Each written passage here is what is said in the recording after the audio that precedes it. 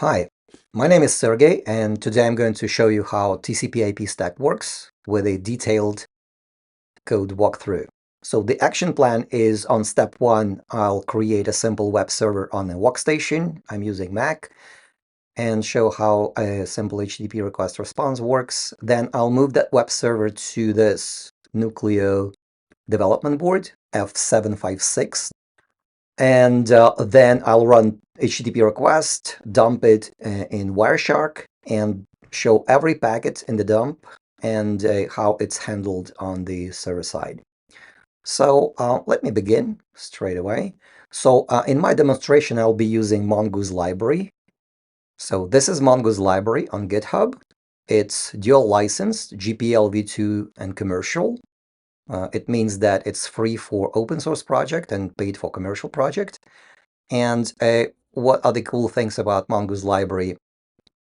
It has only 2 files, so the integration is really simple. You need to copy only 2 files to your repository, and you have everything you need for the networking. So it has an integrated TCP IP stack, integrated drivers. It has MQTT WebSocket HTTP library, and it has an integrated TLS stack as well. So you don't need any third-party software to run network applications on your microcontroller. And the other consideration is that the implementation is really lean and small, so it's easy to explain, easy to show it. So the first step is I want to create a simple web server on my workstation. So I'm using Mac, so this is my terminal. I go to TMP directory, and I want to create a file in TMP directory main.c. So, and what I do, I just copy this simple example from, from the README. So this is the simple web server, and I think it even could be simpler. We can do HTTP reply, code 200, success, no headers, and okay. I think this is it. So that's everything. That's the everything we need to run this a trivial web server. So now let me build it. I need to copy 2 files, mongoose.c and mongoose.h. So let me do that. I'm opening mongoose.c. So I'm just using curl to download it. SOL. Copying mongoose.c, mongoose.h. Now I just build it. Compile main.c and mongoose.h and mongoose.c. This is it, and run it. So the web server is on port 8000. So I go to localhost 8000. I see that okay. So this is the very simple web server on my workstation, and I'll be using absolutely the same code on the development board as well. So now let me jump to the development board. Let me go back to my notes.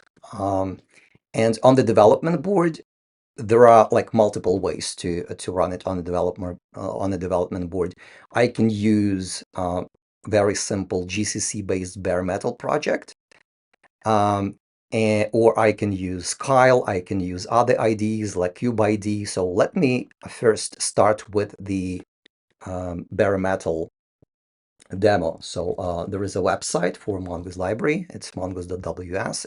I go to documentation and go to this try Mongoose right now directly in your browser. So I click on that, and I choose the MQTT IoT client project because it's simple, and I choose this F756G development board, and I click continue. So now I see this project, really simple project. That's a minimal bare metal project for this development board. You can click on this button to download it and unzip it on your workstation and build it on your workstation. So it's going to work, build in Flash. But I can also build it right now here in the browser, and I can flash it from the browser, and I can see the logs in the browser. So I'm going to do that.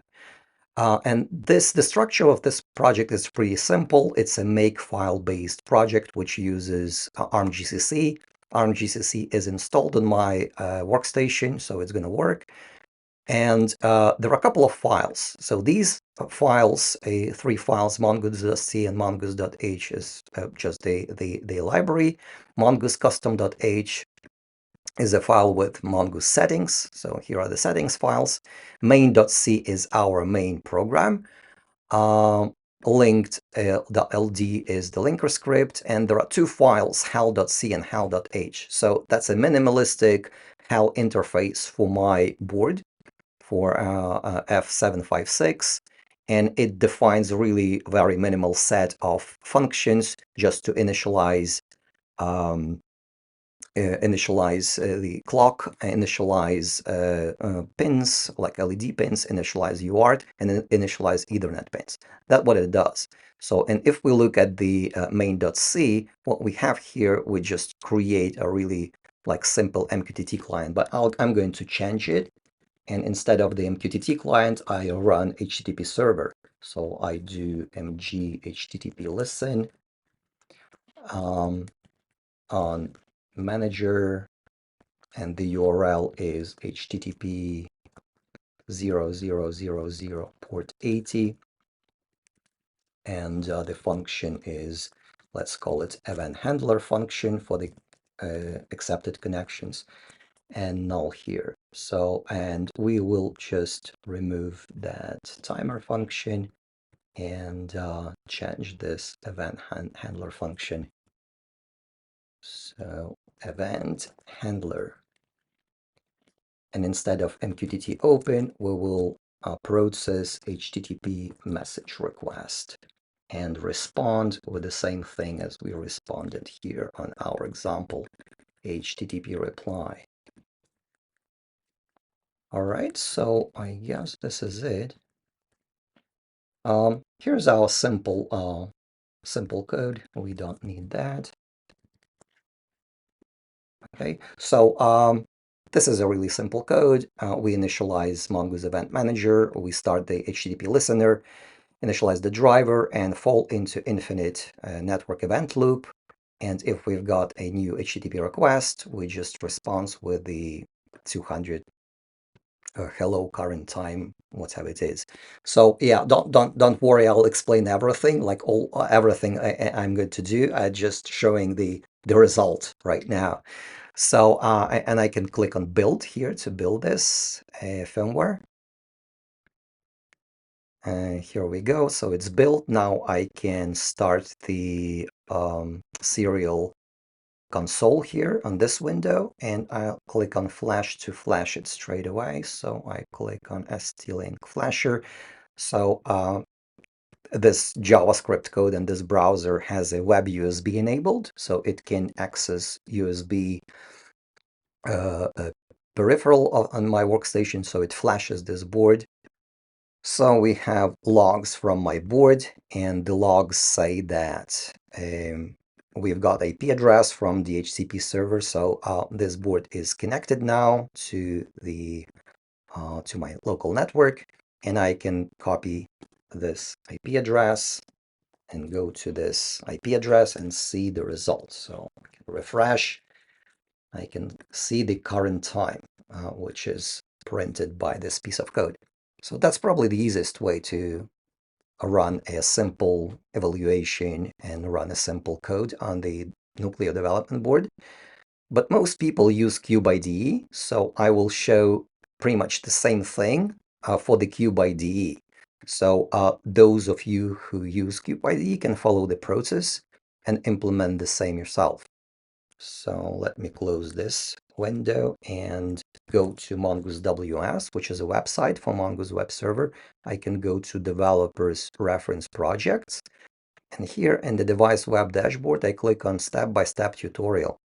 So, and this tutorial, it describes how I can build the skeleton firmware and integrate Mongoose. And this description works for pretty much any Nucleo or discovery board with embedded Ethernet interface. So that minimal skeleton project describes how I can create like the simplest project that initializes UART, initializes Ethernet pins, and then initializes LEDs. And using and having that project, we can build a network application on top of it. So let me do that. So I start Cube IDE.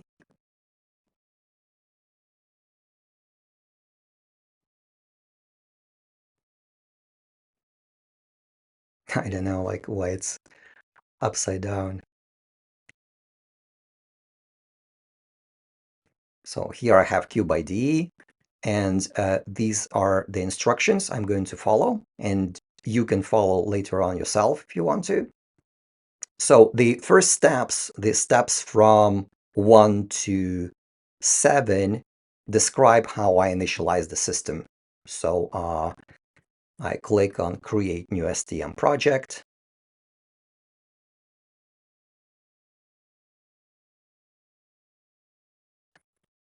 Choose the part number. I have F756ZG. Select this part number. Select here. Click on Next. Choose the project name, F756. Click on Finish. So click Yes. Now Cube generates project for me. So these steps say that first I need to initialize clock and set the clock system clock value for the maximum, and then initialize UART and initialize Ethernet pins. And for every board in this table, I have correct values for UART pins and Ethernet pins, and also GPIO for LED pins. So, but we will not use LEDs. We will not blink anything. We'll just use UART and Ethernet. So here we go. Cube generated skeleton project for us. And first thing, we need to initialize clock. Click on the clock configuration. In this field, I have the system clock value. By default, it's 16 megs, and I want 216 because the maximum is 216. So I click now I press enter. Okay. Now Cube selects right settings automatically. And now my clock is configured. I click on pinout and configuration and click on connectivity. I click on USART3. Why we need USART3? We need USART3 because on this board, we have a built-in debugger. This is a built-in debugger, ST-Link, and it is connected to this microcontroller. And it's connected using SWD debug pins, and also USART3 controller on this main micro is connected to this ST-Link. So if we print, if read or write to USART3, then we can read them from this USB connection. So let me configure USART3. I choose mode asynchronous. Cube selected pins PB10 and PB11. I go and see in my table, I'm using F756, so it's this row. So I should be using D9 and D8. So I go here and change the pins. I click on PD8, choose USART3TX, and click on PD9 and choose USART3RX. So now USART is configured. The next step is Ethernet. Go here, click on Ethernet. And I choose mode RMII. Okay, so Cube also selected a bunch of pins, and some pins are wrong. So if I compare that with this list, I need to configure pins G11 and G13. So I go again here and configure G13, choose Ethernet, alternate function, and G11, Ethernet alternate function as well. So now I have both Ethernet and UART configured. So I click on Save. Yes, now Cube generates me a skeleton code. Okay, so the next step is to go to the main function and put that snippet of code to the main function. So what that snippet of code does, it enables Ethernet interrupt, and also it prints on UART console a message with the current tick number. So, and waits for half a second. So let me copy this code. Go to the main function, and we see that Cube generated this main function with MPU, initialization with INIT, system clock config. It sets the clock to 16 megs. It has a GPIO in it, Ethernet pins in it, and UART in it. Okay, so we need to put that snippet here. And this code uses printf. And now the next thing we need to do is to redirect printf to the UART. And the way we do it, we redefine the underscore write system clock. So for the file descriptor 1 or 2, so for the standard output and standard error, we get the buffer and print it to the UART. Okay, so and the other thing we need to do is to define function mg_millis, which we are going to use later on. And that function is used to keep timers for Mongoose Library. So for the skeleton application, it's not required, but we're going to need it later on. Okay, so let me build this project and flash it.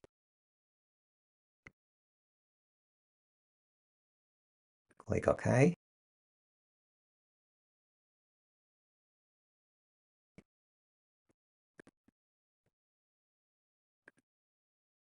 All right, let me stop this web server. So now I think our project is flashed. Let me start the serial console on my terminal using standard program cu minus line dev cu.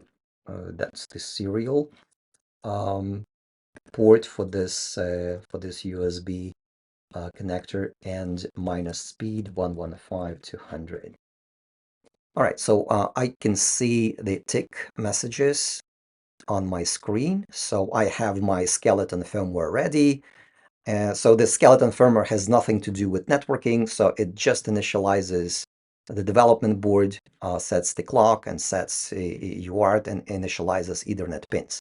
Okay, so the next step is we're going to integrate Mongoose Library into our Cube project. So the first step is we need to copy these two files, mongoose.c and mongoose.h. So the way to do it, we again go to this GitHub repository. I just copy paste it from GitHub directly here. So I click on core, source, new file, and mongoose.c, and just paste the contents and save it. And I do the same for mongoose.h, copy, create new file, and includes mongoose.h, paste it, save it. All right, so two files are copied. Now I need to create mongoose custom.h. I copy this content and go to includes, new file, mongoose custom.h, and paste it here. And I need to enable driver. I'm using STM32F series, so I enabled this driver. Driver STM32F1. So this header file has settings for Mongoose Library. So new lib, we are saying that we are using ARM GCC environment. We enable built-in TCP IP stack. So please note, we do not use any third-party software. We do not use lwIP, Zephyr. We do not use Azure, TOS, anything. So everything is in Mongoose. Mongoose has a built-in TCP IP stack. So we have a custom mg_millis function for timer tracking. And we have enabled that driver. That's it. So if I click build, I think the project should build correctly. without errors. Yeah, it does. So now we need to put some code in main.c to use it. So at the beginning, I need to include mongoose.h, and we need to add this simple function that runs mongoose. Okay, so I add this function, run mongoose, which is identical to what I have here.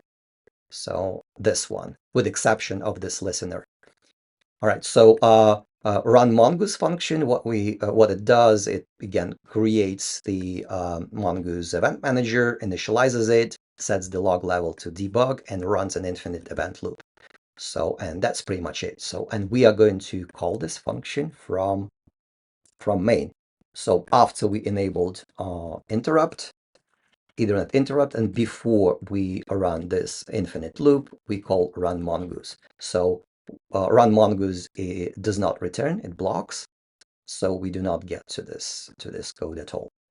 Okay, let me build it and flash it. And what this functionality does, we basically enable a TCP IP stack on our board. We do not create any functionality yet, but we create a working TCP IP stack. So you can see the logs. So the board is initialized. It has a IP address and everything. So let me go to and add this missing piece, add HTTP server. So add HTTP listener here. So I go to run mongoose, and right before the infinite event loop, I add a HTTP listener. I use port 80 and a simple event handler function to run a web server. That's the function. Okay, that's it. Let me rebuild it and flash it. And now we should have this same web server that we ran on our workstation first, and then we ran on the on this baremetal demo page. And now we have absolutely the same functionality implemented in Cube. All right, so let me disable this statistics because they are annoying. So I rebuild it and reflash it. So now we have a running simple web server on our development board. And now it's time to go to the meat of the talk. So, and with to the explanation of how TCP IP stack works. So, first of all, let me give a couple of words about the theory. So, how TCP IP stack is organized. So, there are 4 layers in TCP IP stack. On the very bottom, we have a driver layer. A driver layer, the task of the driver layer is to read and write frames from the network. So that's the only purpose for the driver layer. The network could be wireless, like Wi-Fi or cellular, or it could be wired, like Ethernet. So the communication is done using frames. So the data is not sent like a sequence of bytes. The data is transmitted using frames, and frame size is like roughly from 60 to 60 bytes to kilobyte and a half. So that's the typical range for frames. So when driver reads a frame, then it passes it on to the layer number 2, which is TCP IP stack. And TCP IP stack handles TCP and UDP protocol layers. And then it passes on the received data to the library layer, which parses the protocols which are on top of TCP or UDP headers, like DNS protocol, HTTP protocol, MQTT, SNTP, and so on. And these higher level protocols, like a library, then calls the application user code, our main.c. So if we take a look at main.c, that's our layer 4, an application. So this TCP IP stack, our library passes the received data to the application. In our case, it's an event interface, a callback. So our event handler is called by the engine, by Mongoose Library, for a bunch of events. And one of the events is event HTTP message received. Right, so when the HTTP code inside the library figures out that we've got the new HTTP request, and it calls us, and our code makes a response.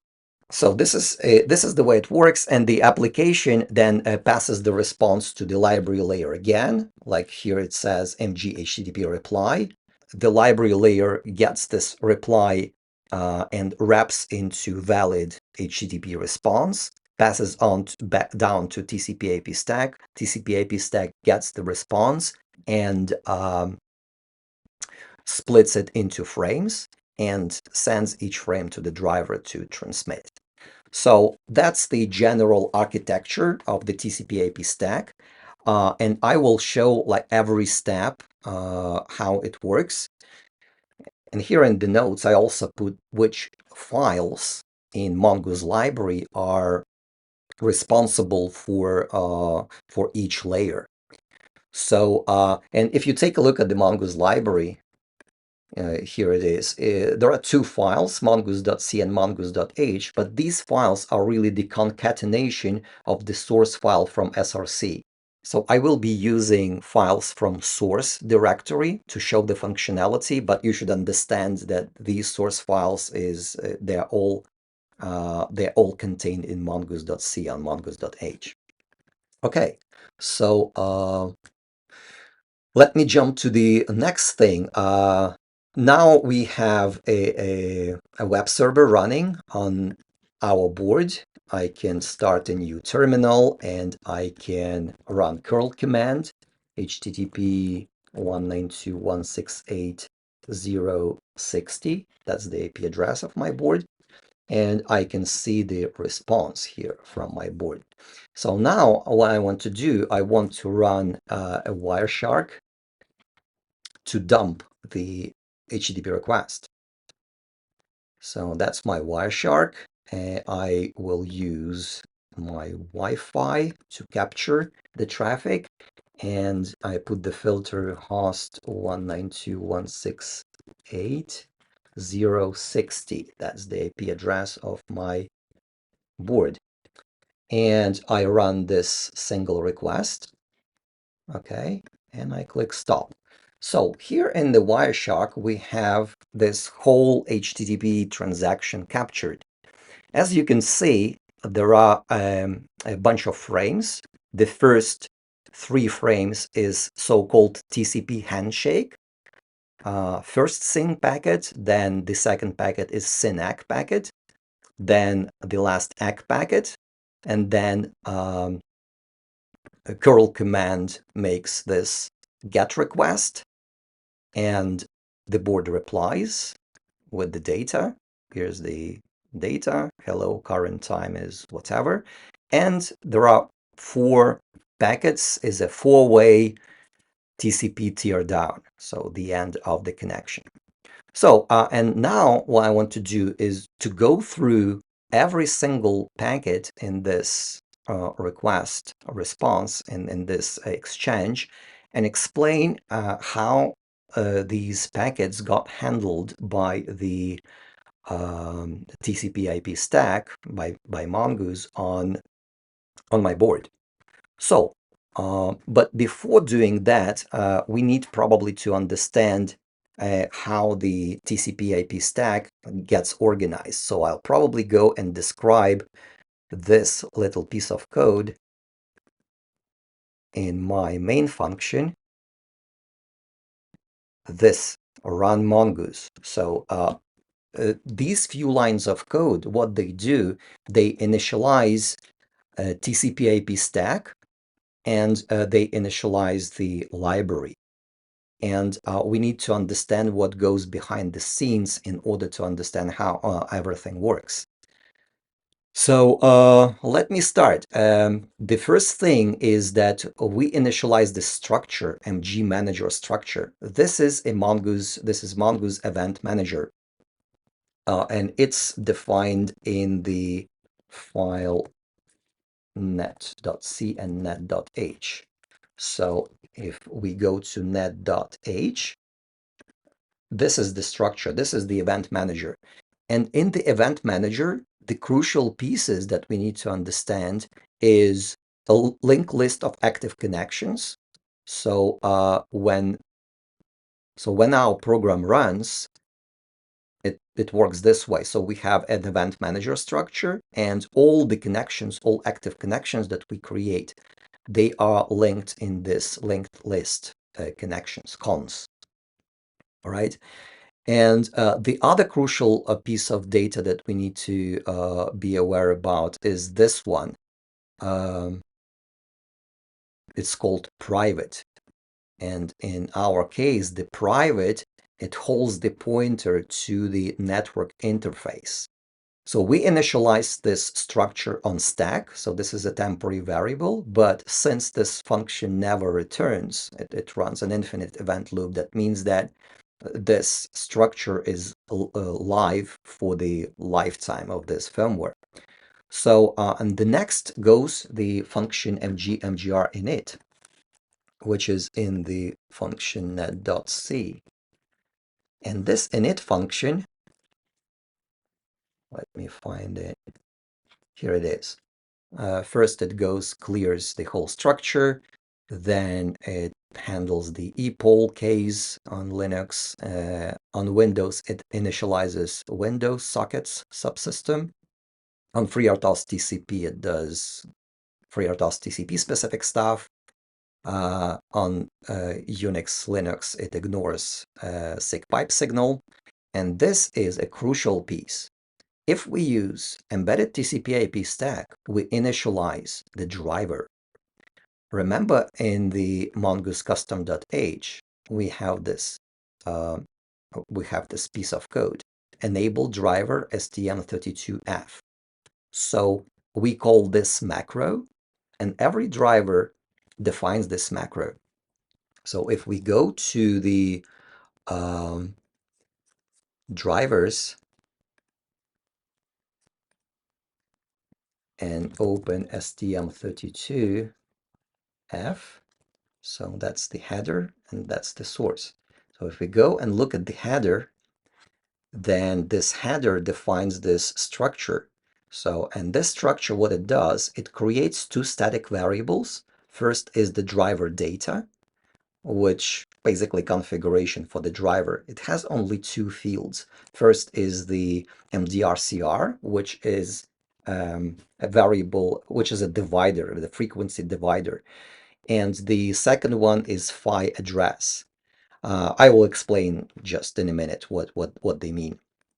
So we create these two structures and we initialize them, right? So we set the driver data structures and then initialize the interface, network interface. So we initialize the interface and we call mgTCP/IP init. And what is the interface? So this is the interface. Let me open that. It's in another file. It's called net built-in. So netbuiltin.c and netbuiltin.h, these are two files that implement TCP/IP stack in Mongoose Library. So it's just two files. And if I open netbuiltin.h, this is the header file for the TCP/IP stack. And you can see how short and simple it is.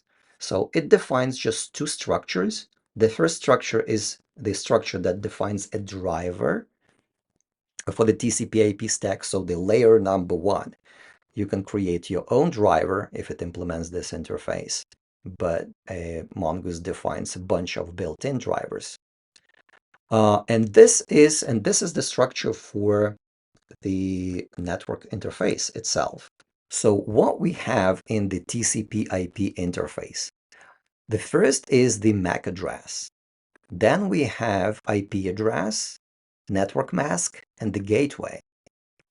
And when we initialize them in the driver here, we use these macros, TCP/IP mask and gateway. And these are zeros by default. And when they are zeros, we use DHCP to auto-configure things. And then we have driver and driver data. So for the driver, we use STM32F. And then we set MAC address. So this macro by default, it also leaves the MAC address as 0, like all empty. And we call a function TCP IP init, right? And now pay attention to the driver. So driver interface is really simple. If we want to create a driver needs to implement only 4 functions. The first function is init, to initialize the driver. The second function is tx. This function transmits a frame to the network. The next function is rx. This function receives a frame from the network. But there are 2 ways to receive frames. First way is so-called polling way. So when we need to actively poll the driver, we need to constantly call this rx function. Hey, do you have a frame? Do you have a frame? And so on. And the second way to receive frames is using an interrupt, right? So, and when we use the interrupt, this function should be null. And when we use an interrupt, we receive frame in the interrupt handler, and then we just save that frame into this queue, into this receive queue, which is a buffer for the received frames. So, the last function in the driver is up. And soon I'll go through the STM32 driver implementation and show how all these functions implemented for the STM32F series. And let me continue to describe the interface. So this structure TX, that's the buffer for the output frames. So if we want to send a frame outside, we need some scratch space to construct that frame, to construct a MAC header, IP header, TCP, a UDP header, and data. So that is the scratch space that we use for transmission. And as I said, receive queue is a special queue that is used to receive frames. It's special in the way it's safe to use in from different contexts, because event handler is executed in the interrupt context, and our loop, this run Mongoose, this infinite event loop, is executed in the usual task context. And then we have a bunch of timers and some counters, number of dropped packets, received packets, and so on. So this is the whole network interface that is used by Mongoose. And the API functions that are visible outside is that TCP IP init, free, and this queue_write. So this function is used to write a frame into this receive queue. So the drivers can use this function to pass frames to the to Mongoose. All right, so this is pretty much it. Let me go back to the driver init macro. So we have this interface initialized. Okay, we basically have everything as 0, IPs are 0, MAC address is 0, but we have set the pointer, we have set the driver to STM32 and driver data with default values, phi and the MDC divider. And then we call mgTCP IP init. So now let me show the TCP IP init function, what it does. I need to open net built-in. So this is the implementation of the whole TCP IP stack. As you see, it's about 1,100 lines of code. So in comparison with other TCP IP stacks, it's really tiny. And let me find this init function. So this init function, mgTCP IP init function, it's pretty small. Let me show what it does. The first thing what it does, it looks at the MAC address. If we did not specify MAC, and we can hard code the MAC, or we can construct the MAC from some unique data. But if we did not, and we did not, then we just initialize it using random number generator. So we use mgrandom to populate it randomly, and we're done with that. Then the code looks, do we have a driver init function defined? And if we do, we call driver init function. And now it's time to take a look at the STM32 driver and all functions that it implements. So where it is, this is net.c, this is a STM32 driver header, and this is STM32 driver source. So this is STM32 driver, and it's how big it is. It's a bit more than 200 lines of code. So in comparison, again, with in comparison with other implementations, it's pretty tiny. And as we can see, it implements three functions: init, tx, and up. Init function is called like right now at initialization time, like here at this point. And then tx function will be called every time we transmit data.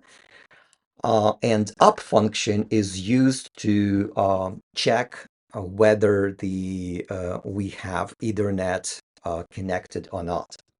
So, but first, let me tell about like a couple of words about the Ethernet itself. So this microcontroller, STM-F756, has a built-in MAC controller, and Ethernet, it needs to use two controllers: MAC, so-called MAC, Media Access Interface, and so-called PHY, Physical Interface. Why is that so? That's because Ethernet can work over different medias. It can work over copper, it can work using fiber, and so on. So, and for these different media types, it uses there are different standards for these media types, obviously, and for every media type, there is a different controller that implements that. It's called PHY controller, so physical controller. So all copper PHY controllers are different from fiber PHY controls, and so on. And the MAC controller, the media access level, is the like media independent part of the Ethernet. And it's the same for all. And that's why many microcontrollers, they implement MAC controller, a media independent part, but they do not implement media dependent part. They do not implement PHY. And ST is one of those controllers. So it implements MAC controller. It's here inside this micro, but the PHY controller is external. It doesn't implement PHY controller. So I believe it's this one. So this little black box, this is a PHY controller. It's from a microchip. It's a LAN 87 something. And these two controllers, they are connected together using an interface. There are several interfaces how these two controllers interconnect. There is MII interface, there is RMII interface, there is RGMII interface, and so on.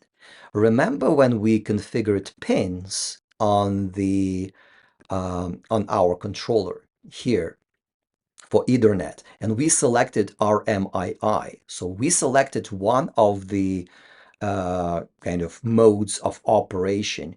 And these different interfaces use different number of pins. So our MII interface, I believe it uses 9 pins, right? And these 9 pins, they have to be configured using this Ethernet alternate function, and Cube generated code for us that does all that.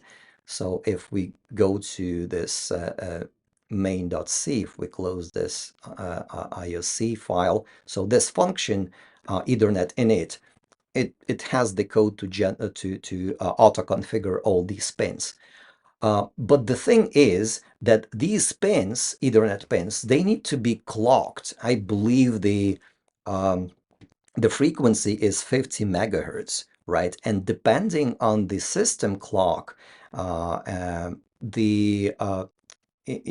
you know, this driver value, which we have here in the driver configuration, the divider, is used to basically divide the bus frequency to get to the 50 megahertz. So this is what that divider does. And the other thing is that this RMII interface that is used between those two controllers, it implements the addressing. So there are several PHY interfaces could be connected to one single Mac controller.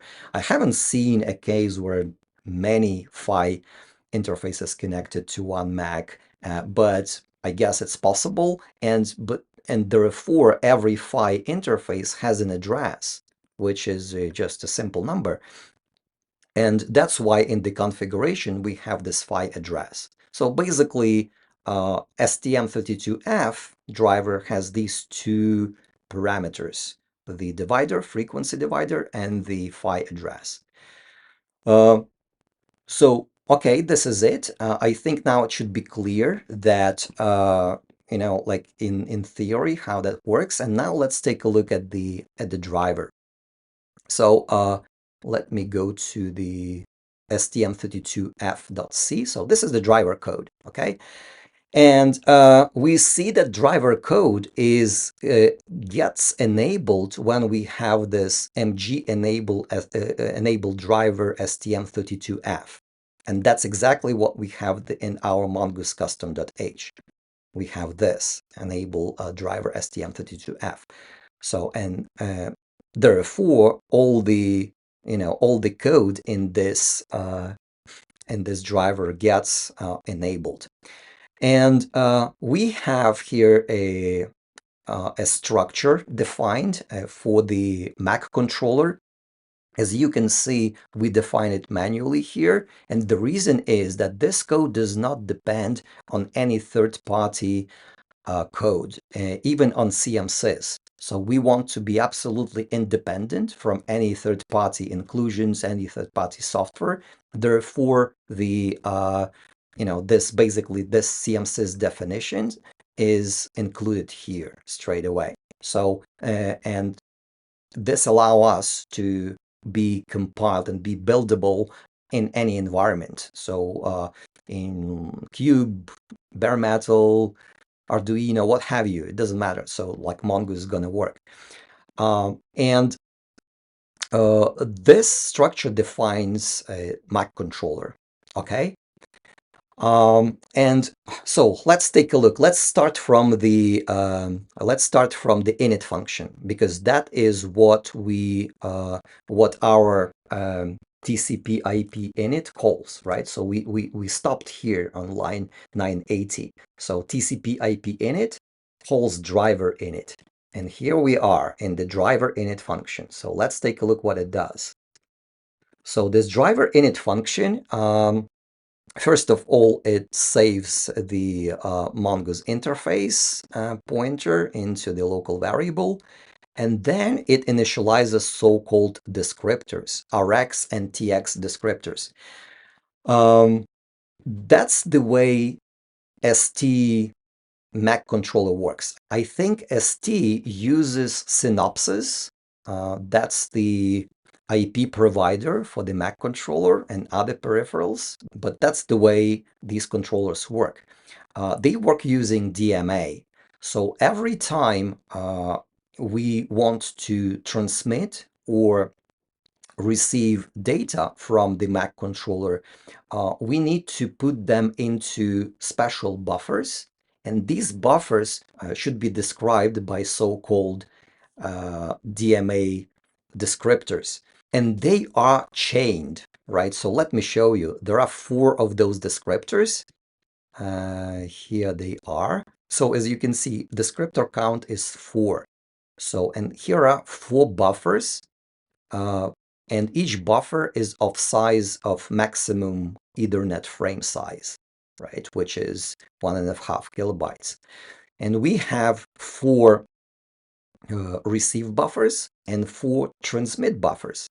And for every such buffer, which is able to hold the whole frame, we have corresponding descriptors for receive descriptors and for transmit descriptors. And every descriptor is basically a structure of 4 bytes. Hence, we have here Ethernet descriptor size is 4. So we have 4 of these descriptors, each is 4 bytes. All right. And let's take a look again at this initialization code.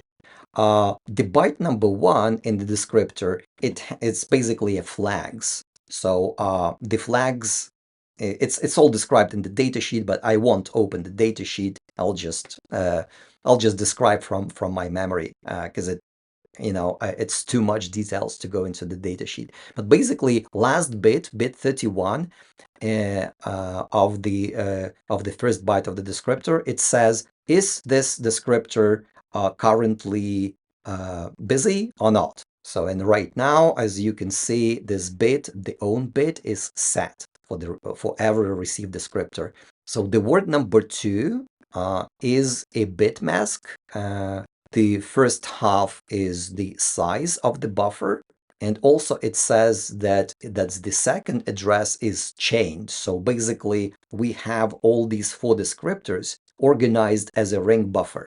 So the first descriptor points to the second descriptor points to the third, fourth descriptor points to the first, like 0 descriptor, and so on. So they're organized as a ring buffer. When we receive a frame in the descriptor number 0, then the next goes descriptor number 1. So basically, both transmit and receive use descriptor 1 by 1 in a round-robin schema. And this initialization makes this chaining setup. So the word number 2 contains the size, the pointer to the buffer, and as the last word, it has this chaining. So and similar goes for TX descriptor, similar stuff, so I won't go into much details about that. So then what we do, we go and reset the controller, the Mac controller, then we set this clock divider, and then we do, like various initialization of the Mac controller. So, and then we look at the phi, right? So, we talk to phi and we initialize phi. So, basically this code talks to the external phi controller saying, hey, please go reset and so on. And then we set like another flags in the controller. So we enable receive, we enable transmit, we enable full duplex, and so on. And then we also enable like other bits. I don't remember what they mean. So, and the last thing we do, we take a look at our MAC address and set the MAC filtering. So these controllers, ST controllers, are able to set the filtering. So we only look and receive at the broadcast frames or at the frames that have our own MAC address, and we ignore the rest. So that's why we are setting this MAC address filtering. So, and after that, we basically initialized our driver, and now our driver is ready to transmit and receive frames, right? So this is a transmit function. We get a buffer to send. So this buff and len, it has a frame to be transmitted.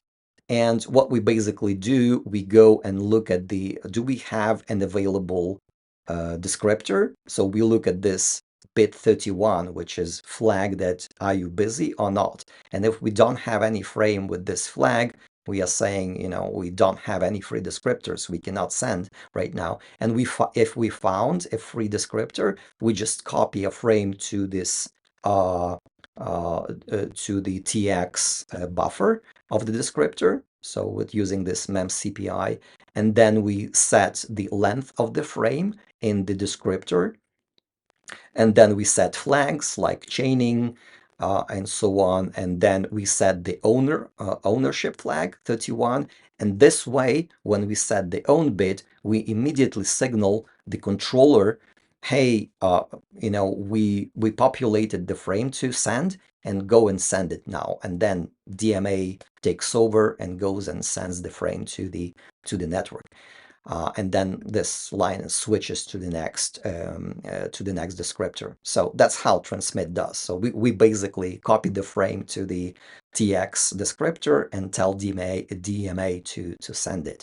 What I have left to describe is this up function of the driver. It tells whether we are connected to the Ethernet or not. So whether we have a carrier signal on the Ethernet line or we do not. So, and only PHY controller can detect the carrier, because PHY is connected to the, this PHY chip is connected to the Ethernet connector, so it can detect the presence of the carrier signal. And this code is basically talks to the PHY interface. So we call this function PHY up to detect whether we are up or down. And that's pretty much it. That's not important. But what is important is this piece of code, which is a receive path. I've described how we can transmit frames. I described how we initialize the controller, and now I'll describe how we receive frames, right? And we receive frames using this interrupt handler. As you can see, it's called Ethernet_IRQ handler. How it works, if we take a look at our firmware, in our firmware, there is a startup code. And if we open the startup code, it's a standard ST startup code. It defines vector table, right? So this is a list of interrupt IRQ handlers defined by ST. And if we search for Ethernet underscore, let me search Ethernet underscore. So one of the handlers is called Ethernet IRQ handler, right? So, and if we scroll down, then this Ethernet IRQ handler is basically a so-called weak alias to the default handler, okay? And if we look at the default handler, this handler is a very simple handler. It's basically a handler that falls into infinite loop. Okay, that's what it does.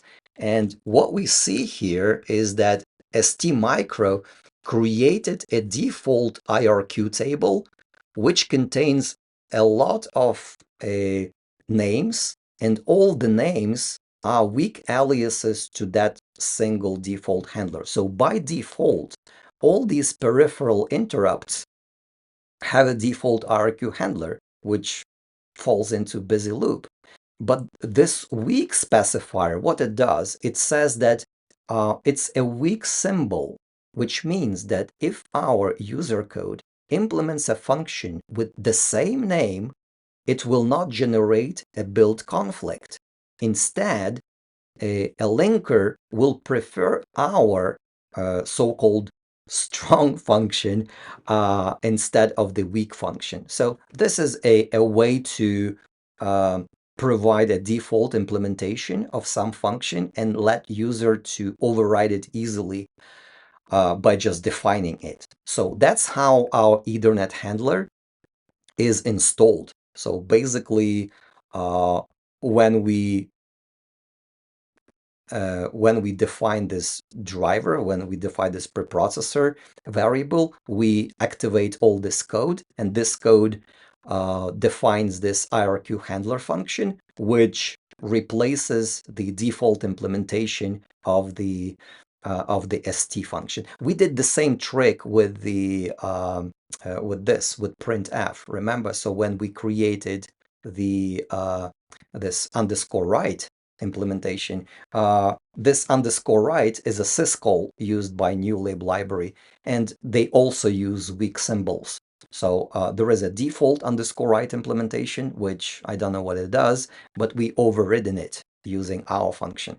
So let me go back to the RQ handler. What it does.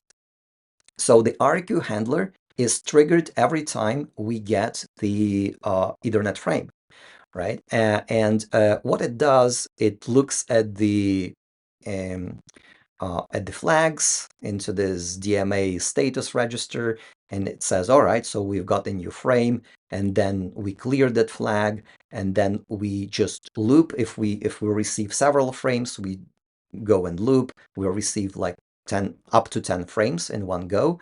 This line says, okay, should we exit the loop? Did we receive everything that we supposed to receive? Then if not, we just skip the errors, skip error frames. And then here is the meat of this handler. These two lines. Like right now, we have a receive descriptor. We have a valid frame in the receive descriptor. Okay, the frame length is stored in the high 16 bytes of the descriptor. So that's why we go and extract the length from the descriptor.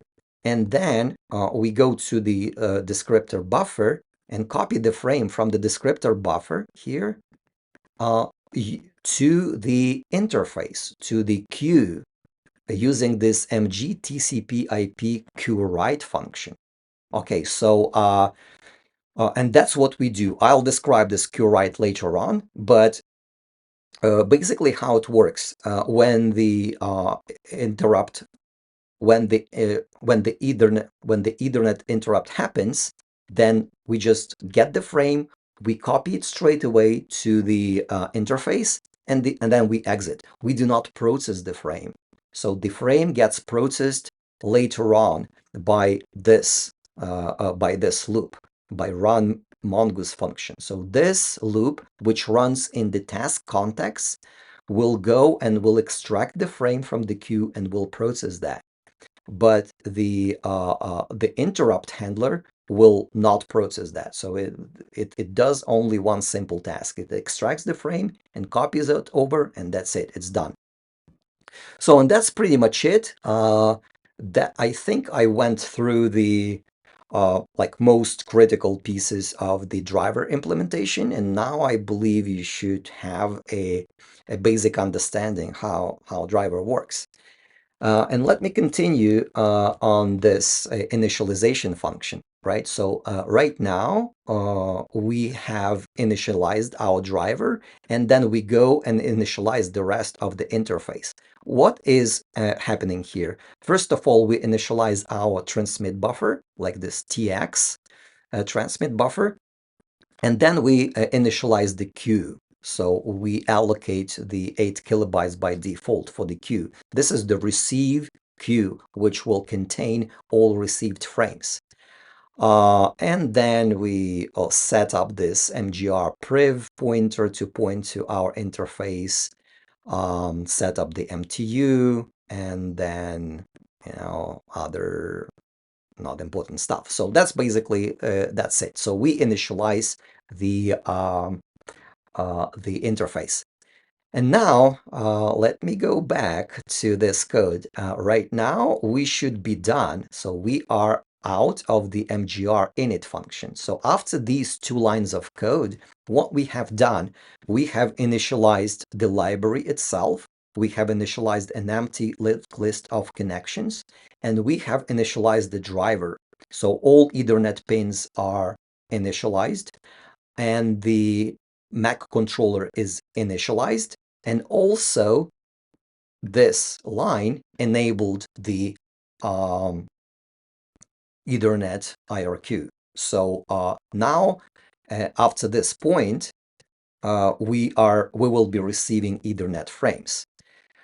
This line simply sets the debug level to debug, and this line it initializes the listener, the listening connection. The listening connection is basically it adds a new connection here. Like initially it was an empty manager, and we add one first listening connection it has only a listening port. It doesn't have any I/O buffers. It doesn't have anything. It just has a listening port. So later on, when we receive requests to connect to that port, we will see, do we have any listener listening on that port? And if we do, we will go and accept those connections. If we do not have a listener on the corresponding port, we will reject all these connections. All right, so and at this point, I think I should also describe the major Mongoose structures. So right now, I think I described the driver and TCP/IP stack structures. And now I probably go and describe the library structure as well.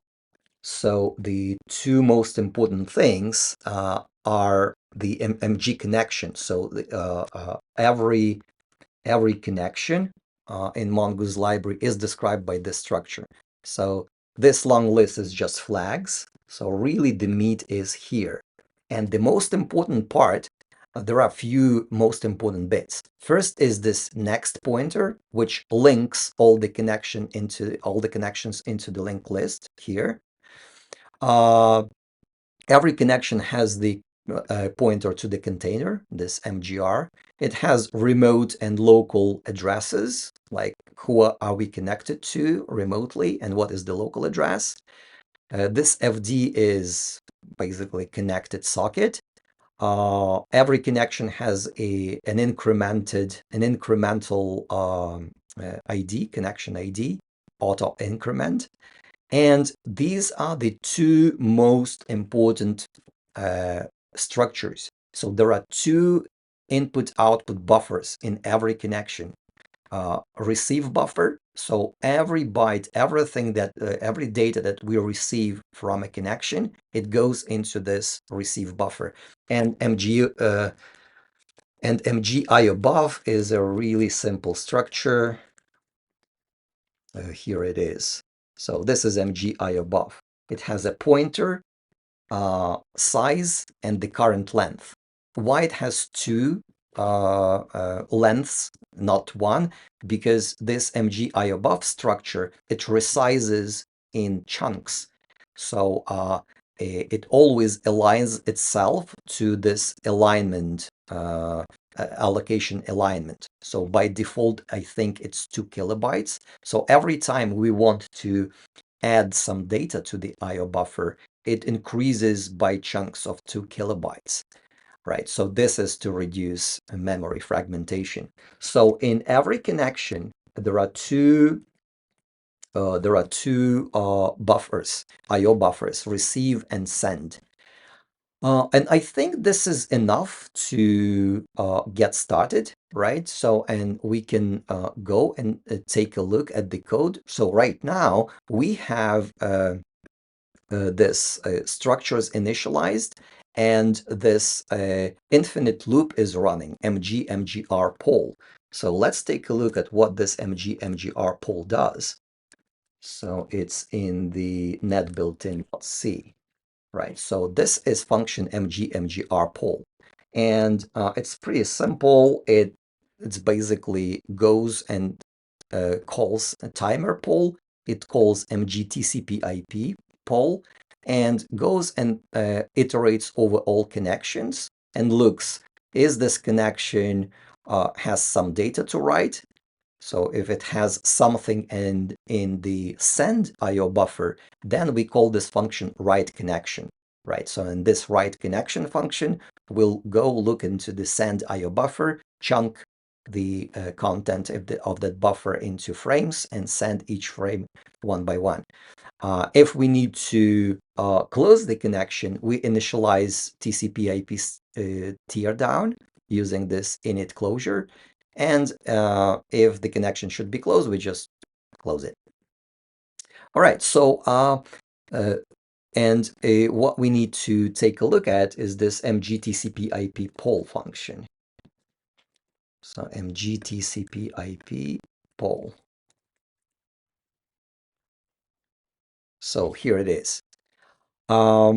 So what this function does, it looks at various timers. Are they expired? Do we need to print some debug statistics? Are we up or down? It calls this driver function driver up, and it recognizes if we are down, we don't do anything. If we are up, and if we did not get the if we are up and if we did not get an IP address yet, then we initiate the DHCP transaction and so on and so forth.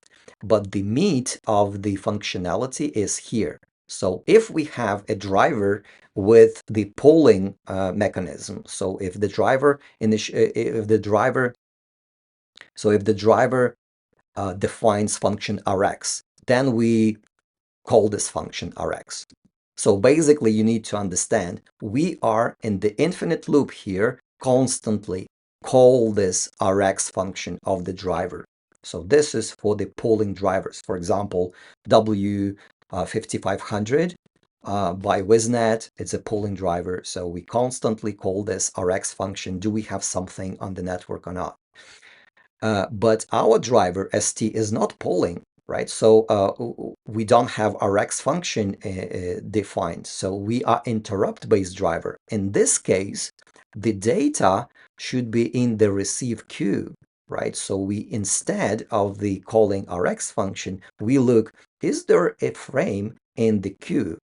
And if it is, then we call mgtcp/ip rx function, and then we delete that frame from the queue. So, and this is the meat of the receive path. And mgtcp/ip rx is the entry point for the TCP/IP stack. As you can see, we call this mgtcp/ip rx, and we pass this buffer and length. So we are saying, hey, we've got this frame from the driver. Let's go and handle it. Okay, and I probably need to tell a couple of words about the queue. So let me see. This is the queue. So what is the queue? The queue is a simple ring buffer. So here is the queue. Just the buffer and size and two pointers, head and tail, right? And it's a simple ring buffer with one important feature. It is safe to be accessed from different contexts, right? So it uses these memory barriers to synchronize access. So this queue, it implements a single producer, single consumer algorithm. In our case, a producer is the interrupt handler. It produces frames.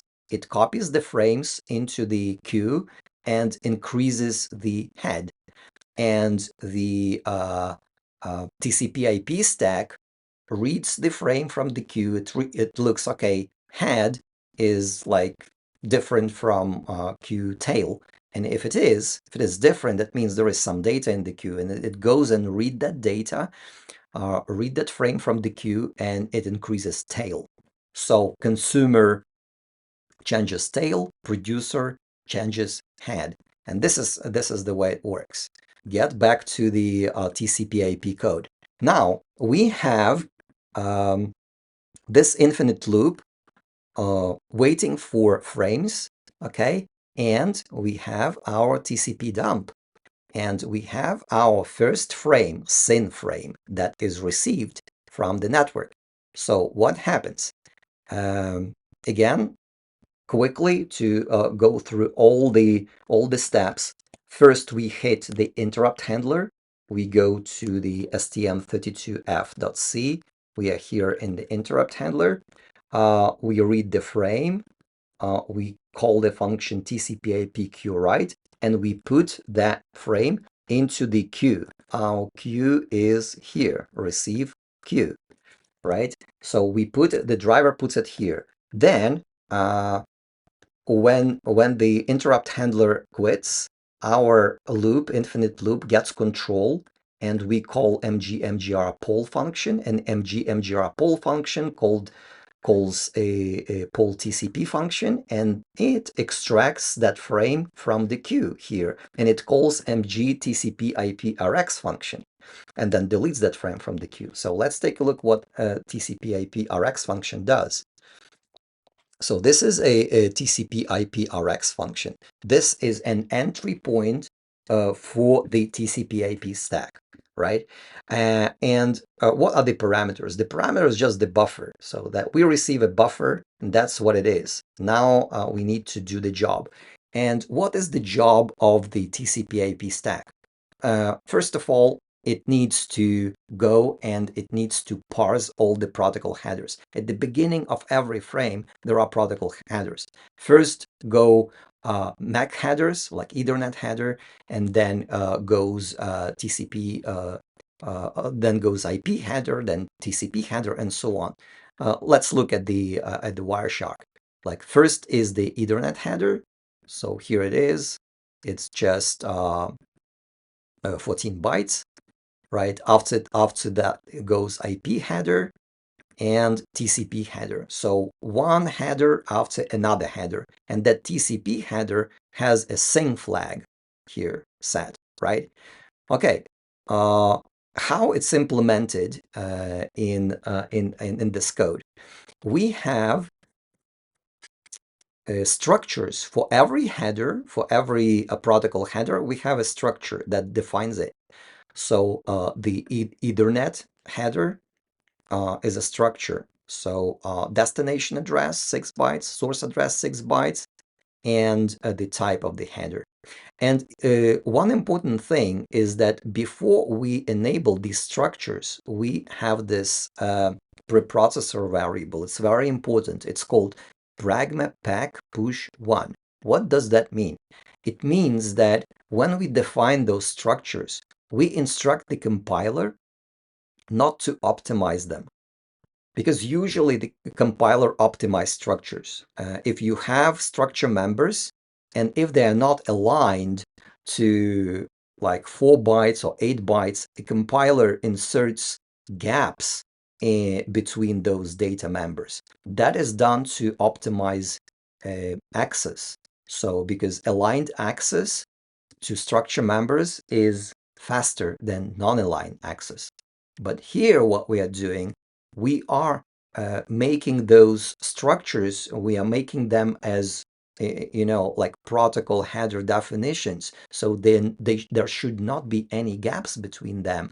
That's why we have this directive which disables those gaps. And after we declare all these functions, we call another directive pragma-pack pop, which disables this kind of unpacking functionality. So all the protocol header structures, they use this packing enabled, right? So there are no gaps between structure members. So we have Ethernet header, we have IP header, we have TCP header, and so on. So like for us right now, these three headers are most important things, right?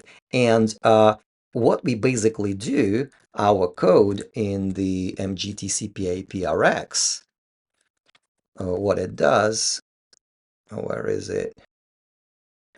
Here. What it does, we take the packet and we assign the pointers to these protocol headers to point into various places of this packet. So, for example, take a look here. So first we say the packet Ethernet. And what is the packet? Packet is the structure that describes the whole packet. Here it is.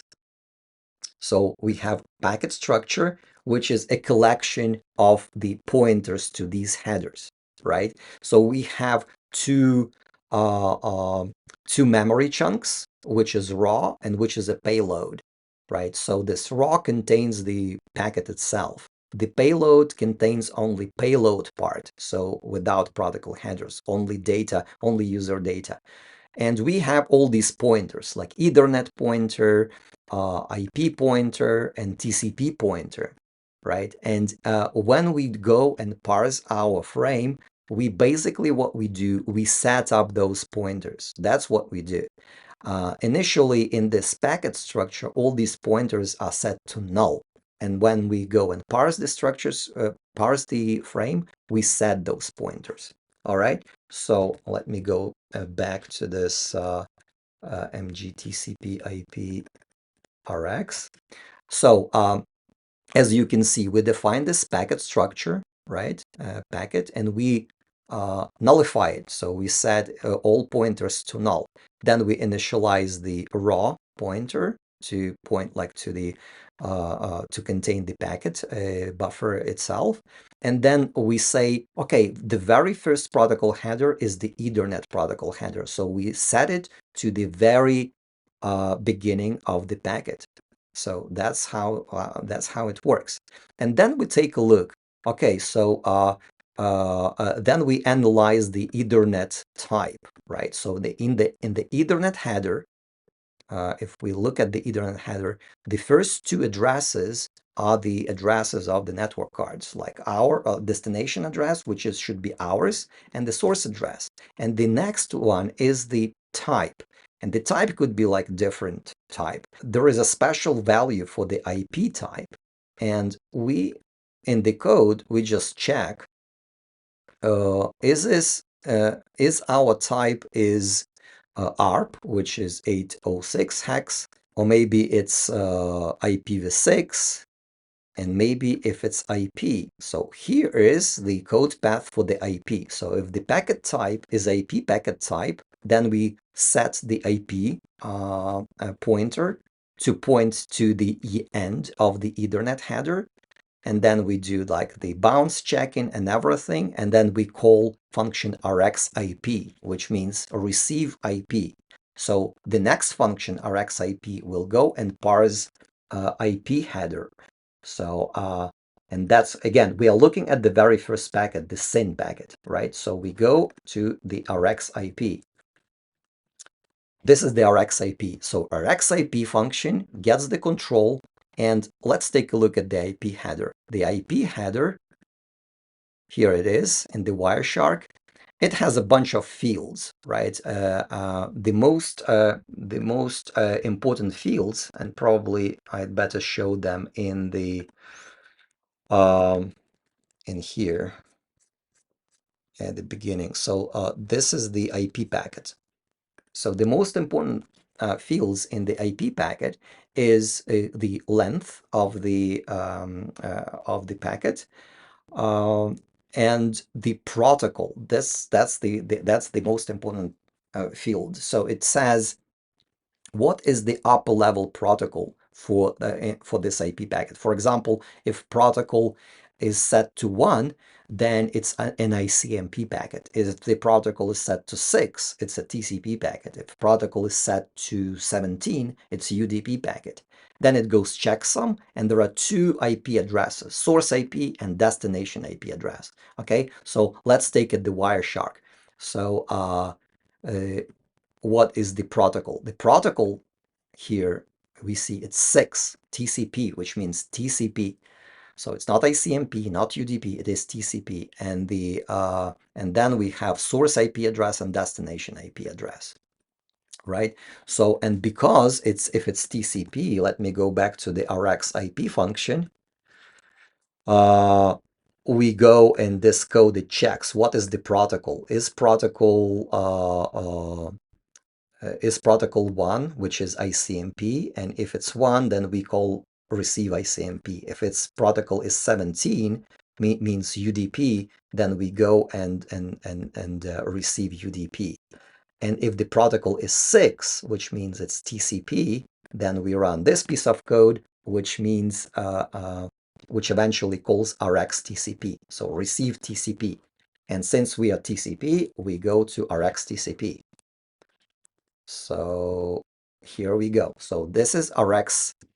Now we need RxTCP. So this is RxTCP function. And this is a complex function, but the main idea of that function is it looks and tries to find a connection that corresponds to this frame, right? So as I said, Mongoose creates connections. So this is manager, and when we accept a new connection, or when we create a new outgoing connection, that connection gets included to the linked list of active connections. And since we receive a frame and we know all properties of that connection, we know IP addresses from the IP header, and we know port numbers from the TCP header, then we can identify, does that frame belong to any connection or not? That's what this getPeer function does. So we are trying to see, can we find the connection that corresponds to that frame or not? So if C is null, that means that we did not find any corresponding connection. And if C is not null, that means we found something that we have a connection. So this frame is part of the existing established TCP connection. So let's go and follow the code and find the code path that says the C is null. So we go and we find it here. So C is null, and here it is. So we have the this is the code path, right? So we have received a SYN packet. So the flags. So C is null. We are not part of the any established connection, and the flags, the TCP/IP flags, has a SYN flag set. What is the SYN flag? Here is the flags in the TCP header. Let me show that in the Wireshark. So these are flags, right? Various flags. It's a bit mask. And one of the flags, SYN flag, is set. So what does that mean? It means that we have a connection request initiated by somebody who wants to connect to us, right? And now I probably need to explain what this SYN enact means, right? So let me explain that. I'll probably need to let me open this net built-in source mongoose nets built-in.c. Let me open this TCP structure and describe it a little bit. So this this field, 1 byte field flags, is pretty important. So in TCP, as all of you know, it's a connection-oriented protocol, and TCP protocol is able to detect any gaps in the send frames, and is able to detect any lost frames and so on. So how does it do it? How it's possible for the TCP protocol to know all that? Well, it does it by using two counters. It has two counters, and these two counters are named sequence counter, sequence number, and the acknowledgement number, right? So and they are these are two counters, and they are used for outgoing data and for the incoming data, right? So for the incoming data, we use the ECK counter, and for the outgoing data, we use sequence counter. So when we use a frame, for example, if we have a a stream of data to send, so we split that stream into chunks, into frames, and then we send the data frame by frame. And for every frame, we specify the sequence number is the offset from the beginning of our stream, right? For example, if the first frame we send 10 bytes, then the second frame, the sequence number will be incremented by 10. So if we, for example, initialize our sequence number to 1 initially, right? So at the very beginning of the conversation, the sequence number is 1. Then if we send 10 bytes, the next frame will start from 11, right? If we send another 20 bytes, then the next frame will start from 31, and so on, right? So in this case, the other side will always know where in the stream that frame belongs to. And for example, if the other side did not receive a frame the other side will be able to see if frames were lost, right? Or retransmitted, for example. If the other side receives two frames with the same sequence number, it's the duplicate frame. So the other frame should be just ignored. So and for every received frame, we sent the acknowledgement number saying, okay, I received the frame with that sequence number from you. So these two numbers, sequence and acknowledgement number, are basically counters inside the TCP stream, the offsets in the TCP stream, right? And these offsets, uh, they have one important property. They are 32-bit offsets, as you can see, right? They are 32-bit. So, which means the maximum value is 4 gigabytes for them. And if the data stream is more than 4 gigabytes, they just wrap. They wrap to 0, right? So that's what they do. And another important property of these two numbers is that they do not start with 0 and they do not start with 1. At the beginning of of every conversation, of every TCP conversation, they are initialized with random values. And that's the purpose for this three-way handshake. When we have a SYN flag set, so when the first packet in either real in Wireshark has the SYN, what does the SYN means? SYN means that, hey, I am the client. I want to connect to you, and I have this flag SYN set. That means that here is my initial random sequence number. That's what SYN means. SYN means synchronization of the sequence numbers. That's the meaning behind this word, SYN. And if we take a look at the sequence numbers for this TCP header, then we will see that the sequence number 1 is set to some random value. As you can see, it's like CB15 to C8B. So and the other sequence number, which is ACK number, is acknowledgement number, is set to 0 because we, like our client did not receive our initial sequence number, so-called ISN, right? And so that's the meaning of the first packet. So the client sends us a request saying, hey, I want to connect to you. Do you have this port open? And by the way, my initial sequence number is this one. So I sent you the SYN packet. All right, so we received that SYN packet and we immediately call this function, tx TCP packet.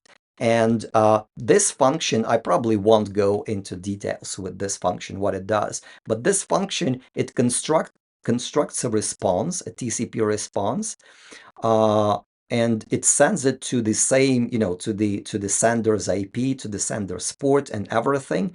And it sets two flags, TCP SYN and TCP ACK. So what it does, what it means, as you know, the TCP SYN means that we are synchronizing our sequence number. That means that we, as a server, also select a sequence number, and we do not make it random. So we make it, or we put it as the basically as the source port. As the peer source port. So this is a hack that we use in order to avoid allocating a resource for this initial request. Other systems that use similar trick, but better ones, which is called SYN cookies, right? So they calculate the sequence number and they embed some information that sequence number, including the current timestamp. So the SYN cookie, it's a technique to use a specially crafted sequence number.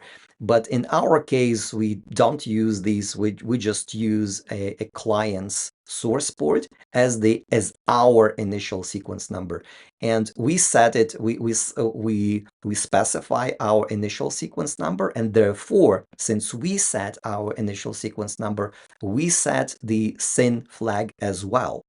but we also see the peers SYN packet, and therefore we also set the ACK flag. So this is the and then we send the response, and it goes through this TCP IP packet. So let me go quickly through this. I open TCP set packet. Like, let me open TX TCP packet. So here is the function. So the function is basically called TX TCP, and I guess I can see what it does. So what this function does, it has a bunch of parameters like destination, source IP, flags, source port, destination port, and so on, sequence numbers, and the buffer to send. Okay, so and it goes and it uses our scratch buffer. It initializes it to 0 and then constructs all headers. It constructs a IP header, Ethernet header, and then TCP header. It goes, constructs them all, it calculates checksum, and then it calls function Ethernet output. All right, so and that function Ethernet output, it basically calls driver TX function. And driver TX function, and that function driver TX, we already saw how it works. So that's basically it. We construct a response packet in the scratch buffer in the IFPTX and send it using driver TX function. And that's how it appears on the wire. That's how this response SYN ACK appears on the wire. That's our response, right? So SYN means that we also set the initial sequence number, right? So if we look at the sequence number of this packet, both of them are set now, right? So our sequence number and the ACK number, right? Yeah, and that's pretty much it. There is no payload to this function. So when the client when the client receives SYN ACK response, it knows that, okay, there is a listening service on this port. So I didn't receive the reset frame. So I received SYN ACK frame. That means that I can connect. And since it received a SYN packet from us, it sends the ACK frame back saying, I received your SYN packet. So after this three-way handshake, after SYN, SYN-ACK, and ACK, both parties, they know original sequence numbers. They know the sequence number and the acknowledgement number, and they both set to 1. They both set to random values, but they both set to random values initially and then incremented by 1 after every ACK. Okay, so after this three-way handshake, we have an established connection. And I probably won't go into this last ACK packet because like it goes through the same code path I already showed, right? So, but probably I should because we have an established connection right now, right? So, where is it? So we need to go to net built-in and Rx TCP. Yeah, Rx TCP function. So the first SYN, we received first SYN here. Okay. So and then we need to we hit another code path here when we receive the last ACK. We hit this code path. So when we have an ACK from the client, but we don't have a connection established, right? So in this case, we need to create a new connection. So that's how we call this accept connection. And let me show you this function. So this accept connection function, it creates a new connection. So we go and allocate new connection. We specify all these parameters, like we record sequence number, we set the timeout for the TCP, keep alive. We add that connection to the list of connections here. So we add this new connection, connection 2. We set the flag saying it's an accepted connection. We set the protocol and the event handler. function, and yeah, and we call Mongoose event handler. So how it works, that's an important piece. So in Mongoose, every connection has, as I said, two receive buffers, receive and send, and also it has two functions. It has so-called FN, which is a user-specified event handler function, and it has PFN, which is a protocol-specific handler function. And these two functions, for every event that an engine generates, they are called one by one. First function, which is called is PFN, protocol handler function, and then FN, right? So this piece of code that let me see here, mg call, it basically triggers that event handler function. So we have this run mongoose and a listener, right? And event handler function. So here it is. So this function is getting called by this code. So we have two events: event open, which means we are creating a new connection, and the second event, an mg event accept. So so our function is getting called again with mg event accept. But as you can see, our function does not, it ignores all these events. We ignore them. We only handle event HTTP message request, and we ignore all others. So, and these events are processed by another callback function, which is PFN. And in our case, it's set to HTTP protocol handler because we used mg HTTP listen. So in this function, HTTP listen has initialized PFN callback to the HTTP specific event handler, which is defined in this http.c. So if we go to http.c, http-cb, so this is the event handler function. So this is the HTTP protocol handler function, which gets called together with ours. So there are two callbacks, and two of them being triggered by this by these two calls. So HTTP callback and our user callback. So open and accept.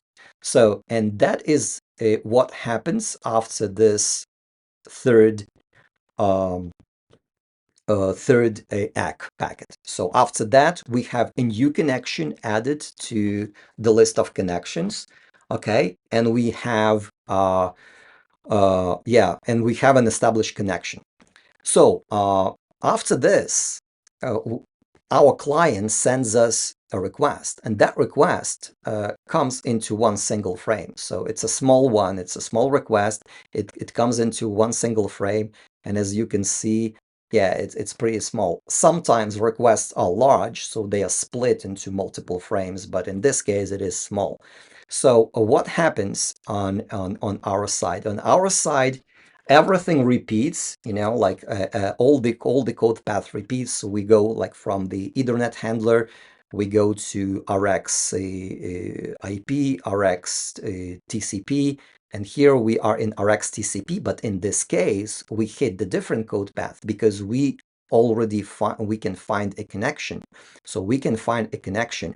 And in this case, when we can find a connection, we hit basically this code path, which goes here, and we call read connection. So we go and read the connection. So we go, and this function read connection, it copies the payload from the frame to the receive buffer of the connection. Here we go. So this is accept connection. It's not what I wanted to see. I wanted to see read connection. Yeah, open read connection. So a read connection, it goes and reads the data. You can see it reads the data from the packet. It's a long function, but I'll show you the gist of it. So it reads the data from the frame into the connection into the connection buffer. So here it is. And then when it reads the data into the connection buffer, it calls mg event read, right? So that's what it does. It calls this read event, which says, hey, I have new data in your receive buffer. And as you can see, our event handler also ignores that event, so it does not handle it. But if we take a look at the HTTP callback, it does handle it. So it looks okay. If I read a new data, then I'll try to parse it. I'll try to parse HTTP request. And basically, it's also a long function. It tries to parse that request. And then if it manages to parse that request, and if it gets this full HTTP request, eventually it goes and sends another event saying, hey, I've got a full HTTP request. And it calls it and passes the parsed request as a parameter. Okay, and that's how our own handler that's called. So basically, this event handler is part of this third layer. So it's not part of the TCP IP stack. This function is part of the protocol handler of the library layer, right? So it's HTTP library. So it goes and parses the HTTP request, and when it's able to do that, it goes and calls us, the application, by sending this event HTTP message. And that's how we get this message. So we get control here, and we go into this. So we send and we have this mg HTTP reply function. And what that reply function does, it's basically goes and creates, and it appends some data. It appends a response into the send IO buffer, right? So again, every connection has receive and send IO buffers, right? So we have now added a response into the send IO buffer, and that response is a valid HTTP response with all the headers and so on. So basically, let me get back to our thing. So read connection, it triggers mg event read. Mg event read calls HTTP protocol handler, which calls this event handler, and we, responding to this event, we write a response, HTTP response. So right now, after this, on the next iteration of the mgr poll, we have data to send. All right, so now let me see mgr poll. So right now, at this iteration, we have this can write. So can write function. It says if csend more than 0. So we have csend more than 0. We have something in the send buffer, right? And right now we can call a write connection. And let's take a look at this write connection. Write connection, it goes and it calls this function mgiosend.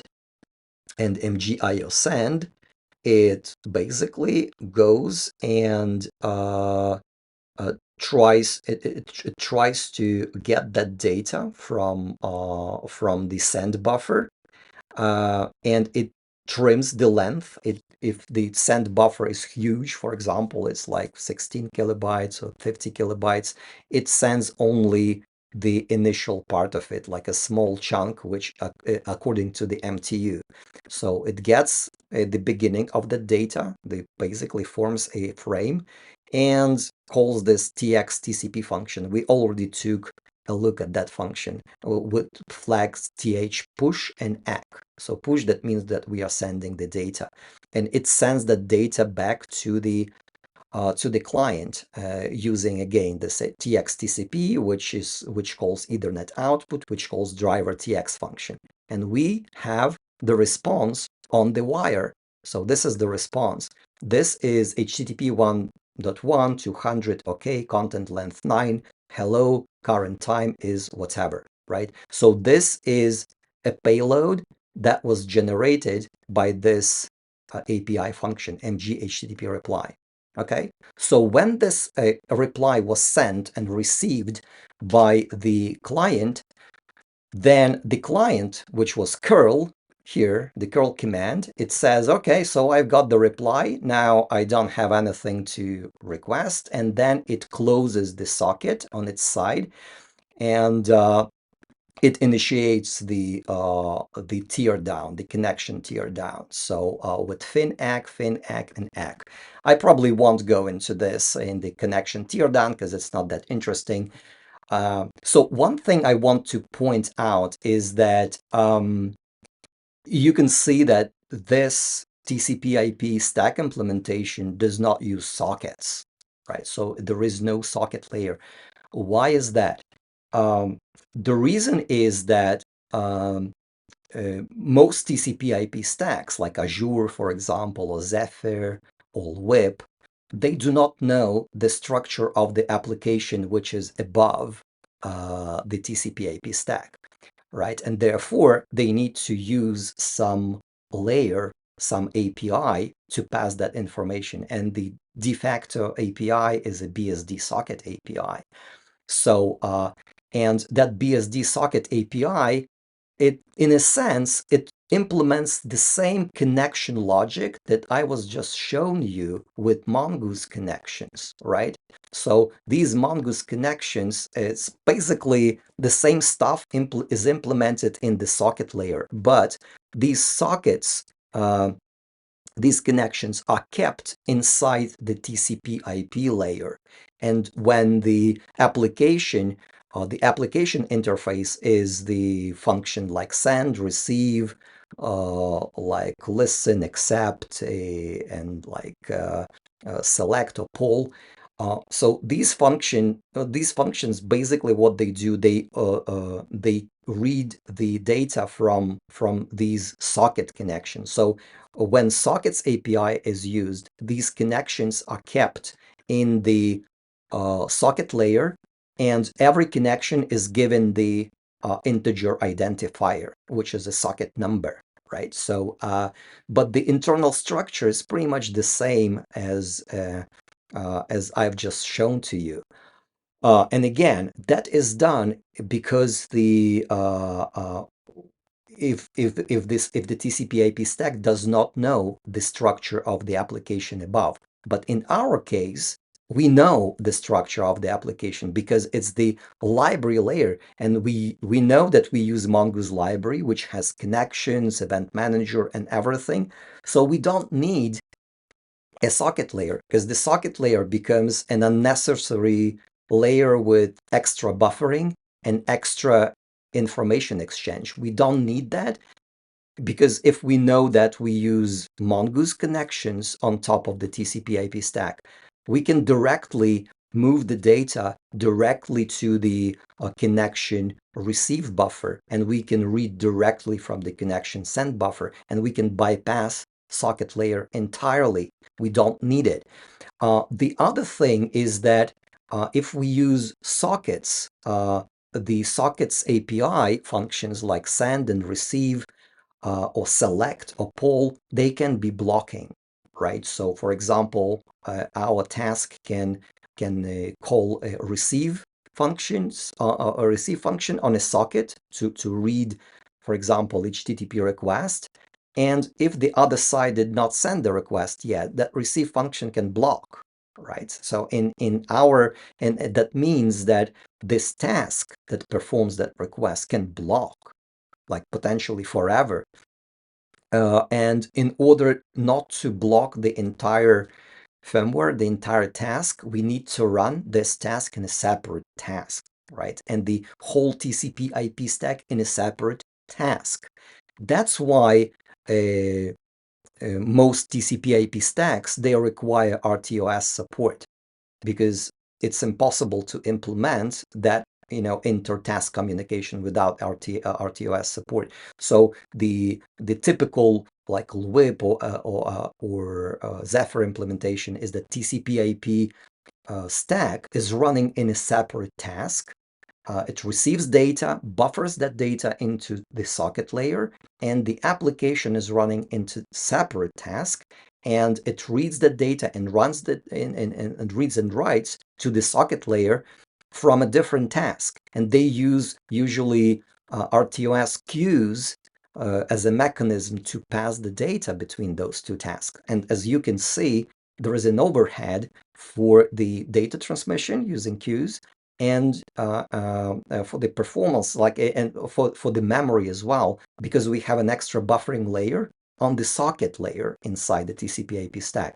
So, and usually applications, they define their own connections, because if you want to process HTTP request, you need to buffer data, right? So because the request can come byte by byte, right? So you need to accumulate these bytes and then parse them.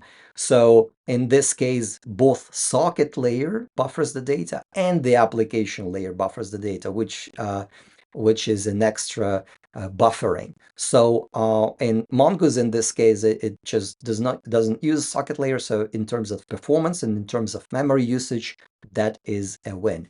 So and yeah, by the way, in terms of the memory usage, how much memory is used by the stack. So let's see.